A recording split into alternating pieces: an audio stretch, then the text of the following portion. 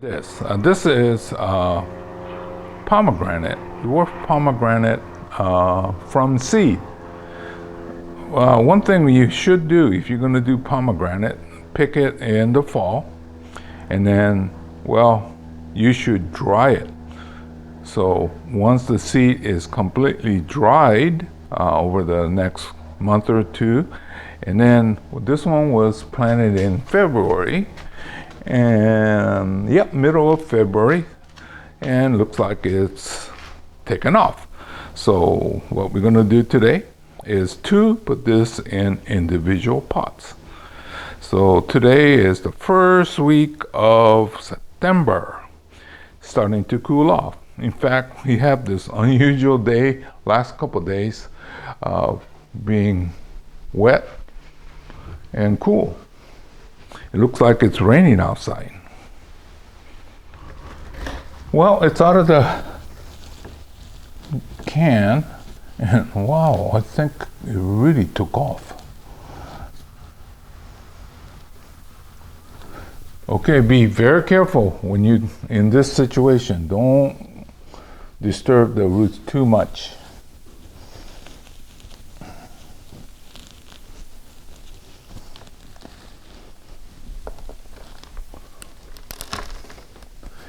Oh yeah, there's a lot of good ones.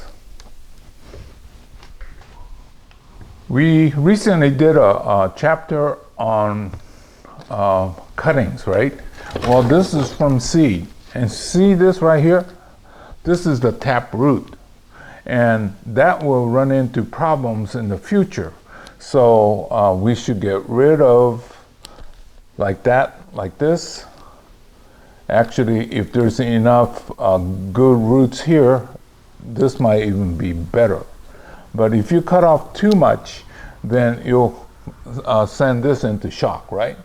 Well, when you're in a situation like that, you could take, actually, if you do this way, then it's in balance. But seeds will have tap roots, but hardwood cutting or softwood cuttings will not have a tap root. They may have a dominant root or two, but that's not a tap root. This is a tap root. Look at that. And in nature, they need to have that so they can get down and anchor this thing in. But as a bonsai, if you left it in there, then you'll coil around and then you have a problem. So you might as well do something like that. There's some good stuff here. So that's how you produce good, workable bonsai material. And once again, since we took off that big old tap root, why don't we take off the main growth? So I'll be going through this whole thing, doing the same thing that I just showed you over and over again. Well, the best thing to do is if you could catch it at this stage, right? And then all you have to do is take just the tips off, and you don't have to do the top either, right? So yeah, this one, I guess I could have done it probably in June or something like that. Then everything would have been like that. Or push my luck in the middle of summer.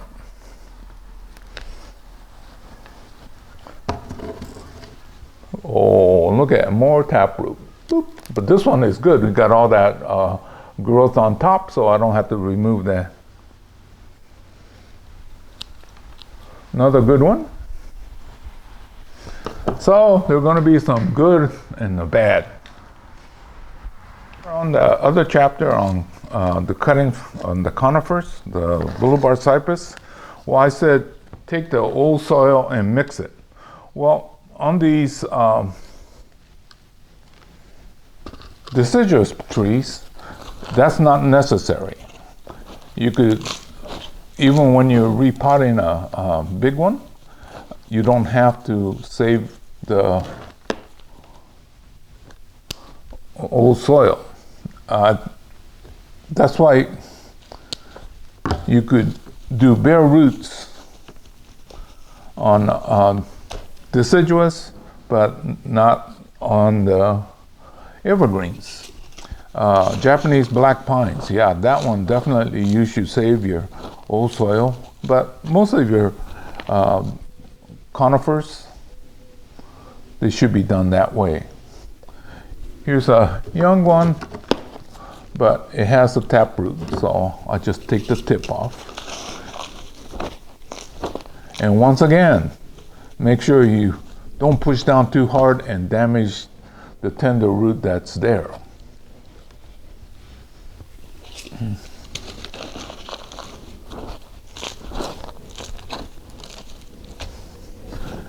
If you're wondering, the soil mix, it's the same old, 3-part compost, 1 part sand, 1 part lava rock that I've been using, more or less for the cuttings and things like that. And basically everything I do. I remember part of my college, they said to do the cuttings, you're supposed to use a sterile medium, sharp sterile medium. Well, I don't have time for that, so I just been using the same old, and it's been working okay. What can I say?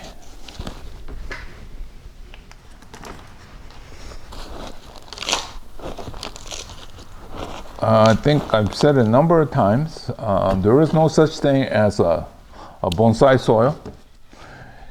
You could grow bonsai plant in just about anything. It depends on your locale and your theory behind the growing. And so the 3-part compost, 1 part sand, 1 part lava rock works well here when it's very hot and dry. But if you're in a hot, humid, or cool, humid, then it's totally different. Even around here, we discovered my friend Chuck before he passed away, right? He's only 45 minutes away, but his condition is totally different, and we could not use my soil without modification. Unfortunately, he lost a few plants before we figured that out.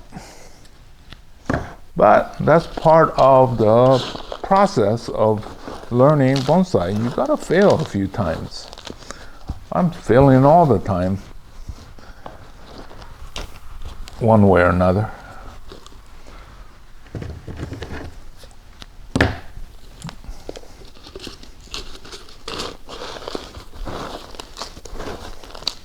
That's it. If you fall off your horse and get back on, well, better idea, don't get on. I don't like horses. Well, I like horses to watch, but I won't be on it.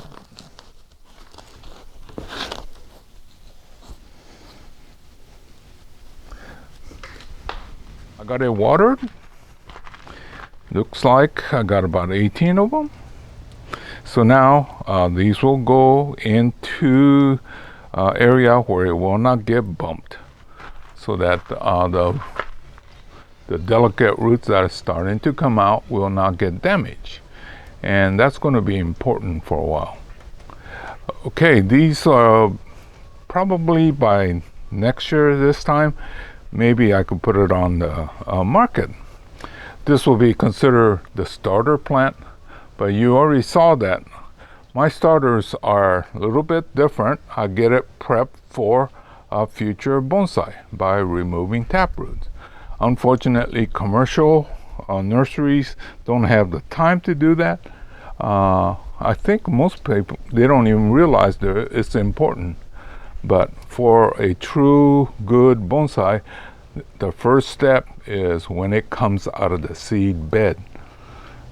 Okay, so this is Hiro saying goodbye. This has been the dwarf pomegranate, and if you're gonna do it, make sure the seed is dried first before planting. Okay, see you again real soon in another chapter.